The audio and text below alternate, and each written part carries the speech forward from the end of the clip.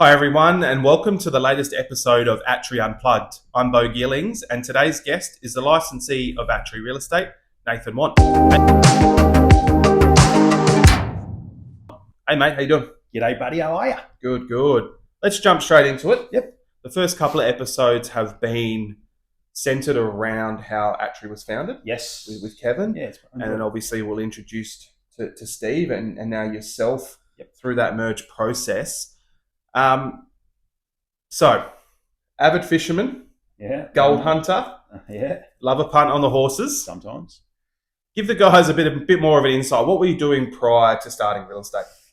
Mate, believe it or not, I was tipping fish tubs, and I still cop a bit of shit today from my mates, but working at a very good friend's seafood factory, Catalano Seafoods. Probably started there when I was 10 to 12 years old, just messing around with the family. And yeah, sort of went down that path, actually passed my aquaculture course, did nothing with it. And then got into sales, mate, in the seafood industry with them, mainly around restaurant selling and dealing with chefs, which was really interesting and probably sparked my love for the sales environment. Had some great mentors there. The family is still extremely close to me today. And yeah, that's where my working life started. Beautiful. Leading into 2003 is when Yes. you got into real estate. Correct.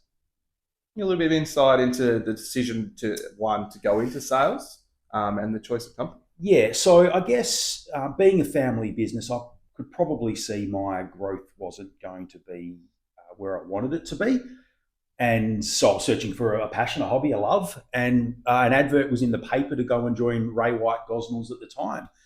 So I applied and went and had an interview, and it was really just, there's your desk, mate, off you go. And yeah, the boss, Graham, again, was a massive mentor to me and someone I respect very highly. Mark Whiteman, who's still the CEO of the Ray White Group, brilliant leader. So I had a great time at Ray White, and that's where it all started back in the day in 2003. It's quite unique in the industry, but you're a business owner at 26. Talk me through that process and the transition from sales to ownership. Yeah, I guess at a young age, I always had a goal of wanting to own my own business and spent a bit of time in sales at the Ray White office, and then moved to an investment company and did something totally different, still real estate based. And the opportunity arose to buy into Ray White. Those guys backed me in and still back me in today, which is a beautiful story. But yeah, put an offer to Graham, and who was the owner of Ray White at the time. And yeah, at 26, mate. And it was 2007. It was very early 2007. And for those that remember, mid 2007, the GFC hit. So that was a really interesting, tough time of my life. Something that I look back on today with, taught me a lot. Being a business owner at a young age in a really tough environment. We dug deep, and everyone dug deep, and we got through, and yeah, came out better on the other side. I was just about to say, obviously, a year into your ownership, give or take, and what were some of the biggest challenges through that period? Oh, we come off a supermarket in Perth to just declining sales. It was extremely difficult. People were unable to sell their houses. I was young. I was inexperienced.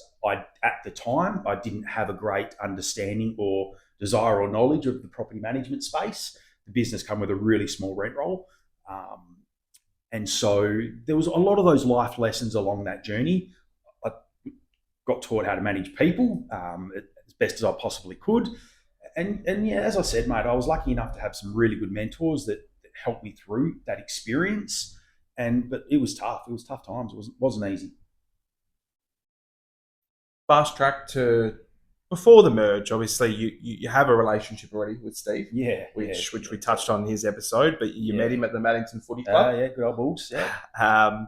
So you had that relationship. We then hit the merge. Yeah. So we touched on it briefly again in the previous pod, but Steve's dad, Peter, facilitated it all. Absolutely. It was quite interesting, the events that led up to it, with them obviously meeting at a conference, training and him facilitating the whole merge. So talk me through a couple of things. Obviously, the relationship that you have with Stephen and coming through that process, the actual merge itself, and then ultimately your decision of you're merging with some big dogs in the sales Yeah, side of 100%. things Yeah. to taking a step back and going, okay, well, I'm going to run the property management side of things. So talk me through all that. Yeah, look, I knew Scoot really well through the footy club, and we had some good friends that worked with Steve as well. So we were always trying to do something. Now, I was the Ray White brand, he was Rain and Horn, so it was difficult. Um, but then through Pete, this opportunity arose, and it was an amazing opportunity, life changing opportunity to be able to get involved with Attree Real Estate, the Attree family.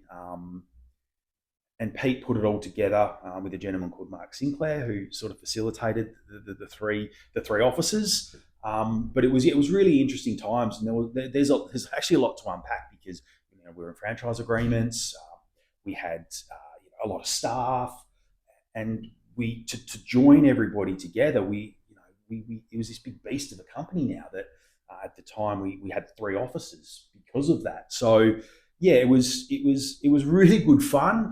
There was a lot of challenges involved, but ultimately we're all moving in the right direction for a common goal, and it's worked out the way it should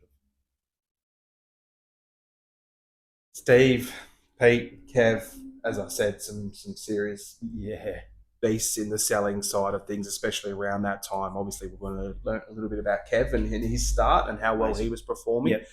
So they're all there. You talk about the merge. You end up going down the road to the property management office. Yeah, Obviously, you had a little bit to do with it with your previous business, yeah. but now you're running property management. How does that happen, and how did you go? Yeah, look, it's I had a smallish rent roll at Ray White, which grew into the hundreds. But once we combined all three rent rolls, it was quite a substantial rent roll for Perth. And I guess as we spoke, like Kev and Mel are elite. Steve was in a great space selling. Pete was able to run another office, and so just somebody needed to make sure the property management department was looked after. And I put my hand up because, again, I enjoyed managing people and dealing with people. And then, of course, on the flip side of that, mate, we've got the BDM side of things. So to me, that was like doing a bit of selling. But it's such an important part of the business that a director needed to be down there, for want of a better word. And yeah, like I look back now and think, wow, like how far I've come, the business has come, the property management department's come, and like I knew very little back then, and I've spent a decade learning as much as I can, growing as much as I can in the property management space. So it's been interesting. I want to unpack as much of that as we can. Um, you obviously start the business now, and you're leading up to where we are now. I see you as a leader within the property management space within Perth. You might not, because your ability to challenge the status quo of your typical property management. There's a stereotype to the type of property manager, the way things are done. You've come in, especially within probably the last sort of 4 or 5 years, and really challenged things like technology staff Yeah. and that we had in place and the processes. Talk me through the learning through that period to going, okay, there's better ways that we can do it, and really, I would say, sort of investigating what you can do and why you do it. Yeah, it's been an interesting journey. I guess always had the belief, right? If you're not moving forward, you're standing still, right? So there's no point in just like being the same over and over and over. So when the opportunity arises to check out some technology, which there's some great technology and then there's some bad technology, I've embraced it and been very lucky as well. We talk about mentors and people that we follow through StaffLink and Image Property, and that crew of people who have an amazing business have tried to somewhat replicate what they do. Mm-hmm. And yeah, embrace the technology side of things, as you know, with our systems. We'll probably talk about that a bit later. But also, Bo, it's important that, like, I'm not one of those people, let's go do this and off you go. Like, my hands are always dirty. Like, if the team are going to be asked to do it, I need to know how it's done. And I want to be the person that they need to go to ask how it's done. So everything that we've ventured into over the last 4 to 5 years, I've got a lot of belief in because I've understood it myself. And that's again one of the unique points of differences for yourself. One being a property property management focused licensee, Yeah. but your ability to take Airtable, for example, which Yeah. again we'll touch on later, but your ability to really comprehend the whole systems, understand how it works before you even engage the team and show them how it's done, that really sets you apart to what most of your competitors are doing. Yeah, again, I think it's important that you lead by example. And I have my flaws, but I think one of my better points is I try to do that with everybody, and so they see me getting involved in it, and then they will follow. And yeah, look, we've had our ups and downs, as you know, far out, but even still yesterday, I'm just meeting an hour a week with staff league, and we just get better, mate. We just get better every week, and I think that's a great segue into our next part that I wanted to touch on with you, which is culture, which is something you hold really high. yeah. I wanted to get your beliefs or your focuses around culture. I mean, we've got 75 years combined tenure within just the property management side of things, not even touching on the sales. So talk me through that side of things for yourself and your philosophy, I suppose. Yeah, I'm very lucky. Have a strong team that's been here for a long period of time, and that's important because it's not the norm in the property management industry, as we know.